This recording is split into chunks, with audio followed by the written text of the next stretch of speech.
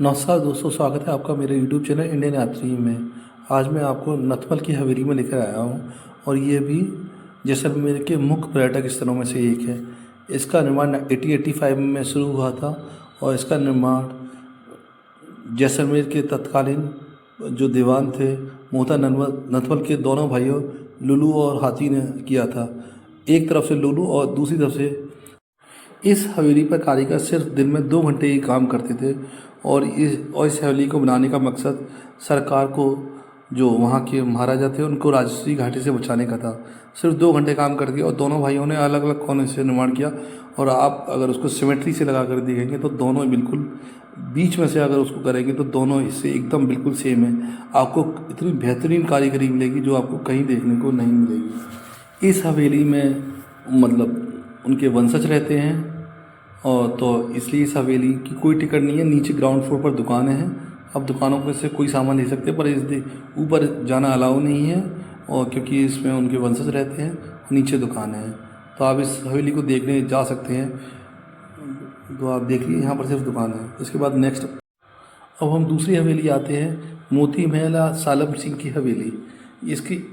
इसका निर्माण भी 18वीं सदी के अंत में 19वीं सदी के आरंभ में शुरू हुआ था और इसे जैसलमेर के तत्कालीन दीवान, जो उस समय के दीवान थे, सालम सिंह द्वारा बनवाया गया था, जो अपनी अनूठी वास्तुकला के लिए बहुत फेमस है।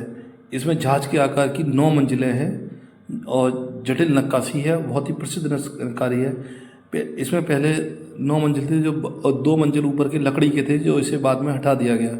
तो आप ये सकते हैं, ये यहाँ पर इसका परिसर बताया गया है कि किस तरह से कौन सी हवेली कहाँ पर है। तो 9 मंजिल में से 2 मंजिल इसके हटा दिए गए और जो शहर के महल के बाद सबसे पहली हवेली यही बनी थी और इसे जहाज महल या नौखंडी हवेली भी कहते हैं। ये हवेली नहीं बनी है।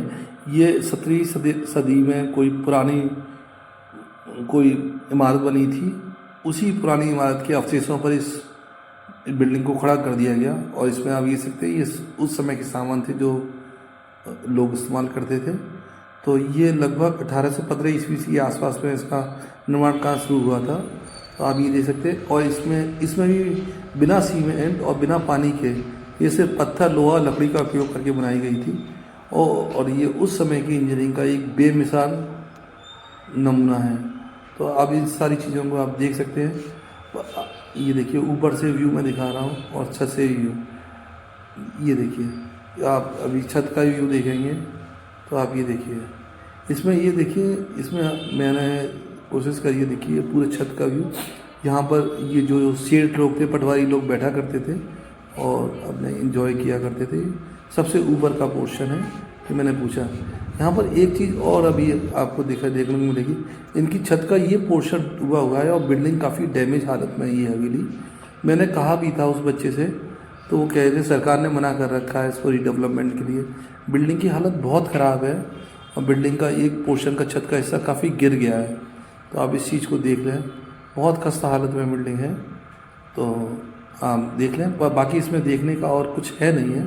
सिर्फ छत के ऊपर से टॉप व्यू ले सकते हैं, बाकी इसमें कुछ देखने का नहीं है। इसकी फ़ीस 100 रुपये है, जबकि नथमल की कोई फ़ीस नहीं थी। उसमें उनका वंशज रहते थे और नीचे दुकानें लगी हुई थी। इसकी फ़ीस 100 रुपये है सिर्फ छत पर जाने के लिए, और छत में भी एक हिस्सा छत का धंसा हुआ है। तो मेरी अपनी एडवाइस है, आप उसमें तो आप देखने जा सकते हैं, उसकी फ़ीस नहीं है, पर इसमें भी नहीं जाएँ क्योंकि इसमें कुछ देखने का है नहीं है और बिल्डिंग की हालत काफ़ी ख़राब है। तो मेरी अपनी रिक्वेस्ट है आप लोगों से, और प्लीज़ चैनल को लाइक करें, शेयर करें, सब्सक्राइब करें, कमेंट भी कर दें। मिलते हैं आपसे अब नेक्स्ट वीडियो में। आपका ये वीडियो देखने के लिए धन्यवाद। Time pass, entertainment.